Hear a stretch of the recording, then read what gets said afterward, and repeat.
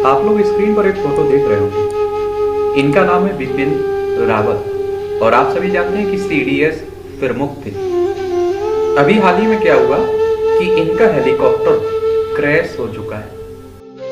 और जन्म की बात करें तो 16 मार्च 1958 को इनका जन्म होता है, यानी कि आज़ादी के बाद ही 1947 में हमें आज़ादी मिलती है, उसके बाद ही इनका जन्म होता है।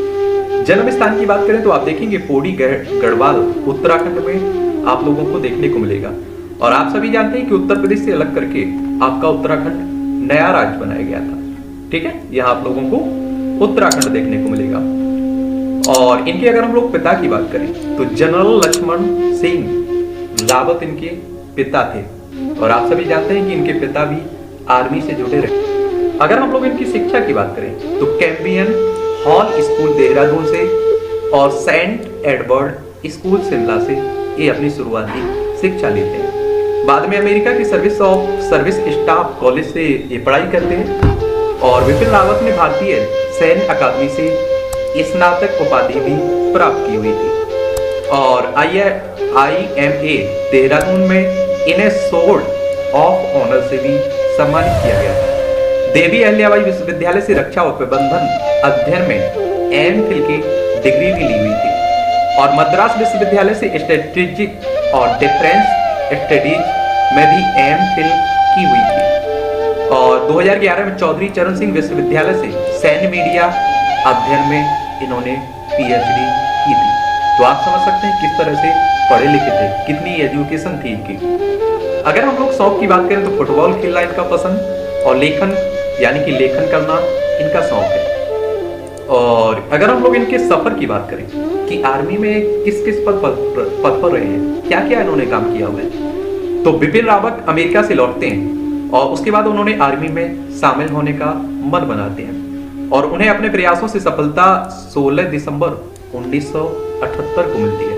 सबसे पहले उन्हें गोरखा 11 राइफल्स की 5वीं बटालियन में शामिल किया जाता है और यहीं से उनका सैन्य सफर शुरू होता है। और आपको बता दूं कि 1979 में पहली पोस्टिंग उनकी मिजोरम में हुई। तो अंतर्राष्ट्रीय स्तर की सेवाओं की बात करें तो बेहतर नेतृत्व कुशलता और उच्च स्तरीय युद्ध नीति बनाने में सक्षम होने के कारण कांगो के UN मिशन के तहत उन्हें पहली बार अपनी अंतर्राष्ट्रीय सैन्य सेवाएं देने का मौका मिला। और जहां उन्होंने डेमोक्रेटिक रिपब्लिक ऑफ कांगो के ब्रिगेड में काम करते हुए 7,000 लोगों की जान को बचाया। मणिपुर में हुई एक आतंकी हमले में 18 सैनिक शहीद हुए थे और इसके जवाब में सेना के कमांडरों ने म्यांमार की सीमा में दाखिल होकर हमला किया था। और इस हमले में NSCN के कई आतंकी मार गिराए थे। और यह अभियान चलाया गया था 21 पैरा ने, जो 3rd कॉर्प्स के तहत काम करता था। और उस समय 3rd कॉर्प्स के कमांडर हमारे बिपिन रावत ही थे। कश्मीर घाटी में ऑपरेशंस को अंजाम देने वाली 19 इन्फेंट्री डिवीजन के साथ काम करते हुए कश्मीर की सुरक्षा घाटा को समझने का भी इन्हें मौका मिला। इसके अलावा उन्होंने आर्मी के 3rd कॉर्प्स GOC, ये बात कर चुका हूं वैसे भी, जैसे विभिन्न महत्वपूर्ण विभागों के लिए काम किया था। और इसीलिए आप देखिए CDS का प्रमुख पहला भारतीय और पहली बार ये गठित हुआ था और बनाया गया। कुछ तो काबिलियत रही होगी।